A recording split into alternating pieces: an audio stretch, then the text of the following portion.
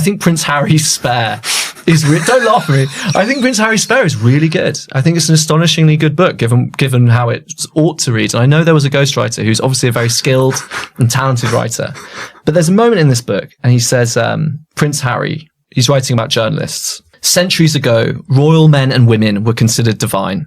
Now they were insects. What fun to pluck their wings. And that's King Lear. As flies to wanton boys are we to gods. They kill us for their sport. We do kill them for our sport. You know, there's this other side of it. So there's all the power they have, and there's all the terrible things. There's all the abuses of that power. And then there's this plucking of wings, which is just so grotesque, actually. You just heard that, right? Will Lloyd from the New Statesman dared to say the unsayable, that Prince Harry's Spare is actually good. And the host? He couldn't stop laughing like it was the funniest thing ever, until he actually read the words. Then suddenly the giggles died, the face changed, and reality, the truth, settled in. And that, my friends, is what decades of UK media brainwashing looks like in real time. Let's talk about it. Because it's wild how the mere mention of Spare sends the British establishment into instant meltdown. Say Spare, and suddenly people start snickering, rolling their eyes, clutching their pearls, like they've been trained to react. And you know what? They have been. The book became a kind of cultural Rorschach test. How people react to it says more about them than about Harry. Those who actually read the thing saw vulnerability, honesty, grief, and growth.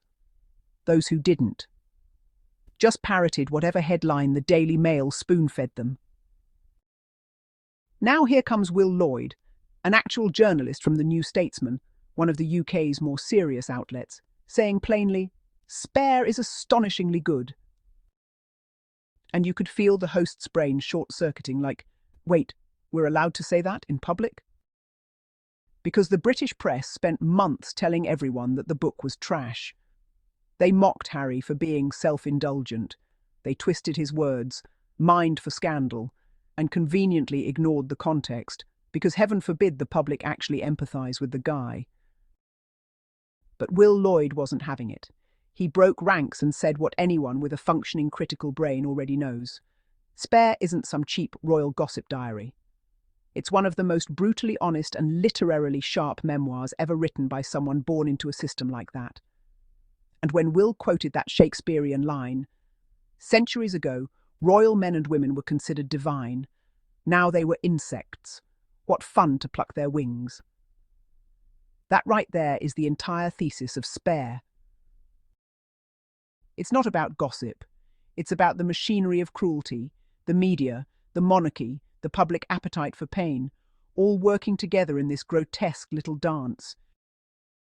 Harry's saying, once upon a time the royals were worshipped as gods. Now they're toyed with like flies. Their humanity doesn't matter. What matters is how entertaining their suffering can be. And that quote hits hard because it mirrors exactly how the press treats him and Meghan Sussex. They built these two up as a fairy tale, only to tear them down for ratings. And it's always the same tired routine. Harry's miserable. Meghan's manipulative. Spare is embarrassing. Meanwhile, half of these critics couldn't analyse a paragraph if you bribed them with corgis and crown jewels. The irony is, Will Lloyd's calm, intellectual take exposes the hollowness of the UK's media echo chamber. He actually read the book, not the tabloid summaries, not the cherry-picked sound bites, the actual words.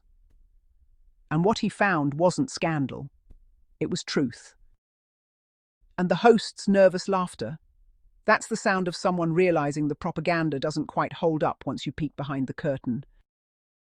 Now let's be real. The media's campaign against Spare was never about the book itself. It was about control. It was about punishing Harry for telling the truth, for breaking the unspoken royal code of silence. They wanted him to shut up, to take the hits, to smile for the cameras and pretend everything was fine. But instead, he wrote a book that said, "This is what you did to me. This is what it costs to live inside the gilded cage." And the world listened. The book broke records, became a global bestseller, and sparked conversations about trauma, accountability, and freedom. And yet, in Britain, the reaction was almost cartoonish. People joked about it without ever touching the pages. TV hosts mocked Harry's pain. Tabloids ran stories like, "Harry the half-wit," and "Spare me." It was mockery as a coping mechanism, a national denial. Because if people truly engaged with what Harry said, they'd have to face some uncomfortable truths about their beloved monarchy, their press, and their own complicity in the cruelty.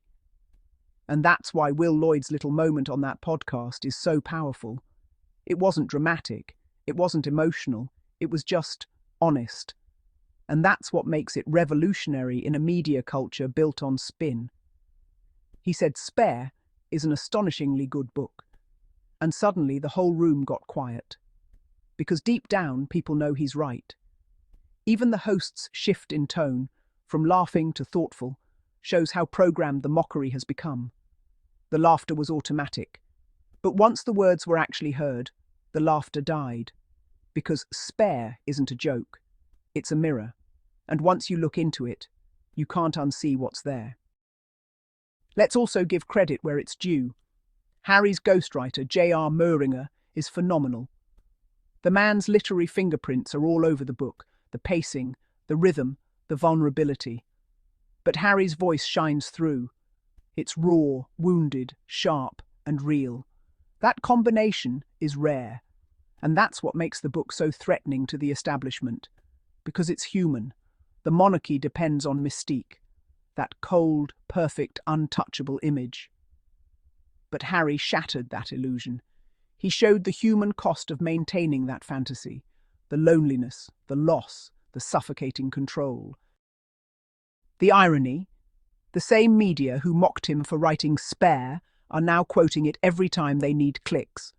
They ridicule what they can't understand and profit off the very pain they caused. Meanwhile, Meghan Sussex stays unbothered. Building her brand, raising her kids, thriving in California sunshine while the tabloids are still writing think pieces about what went wrong. Spoiler, nothing went wrong.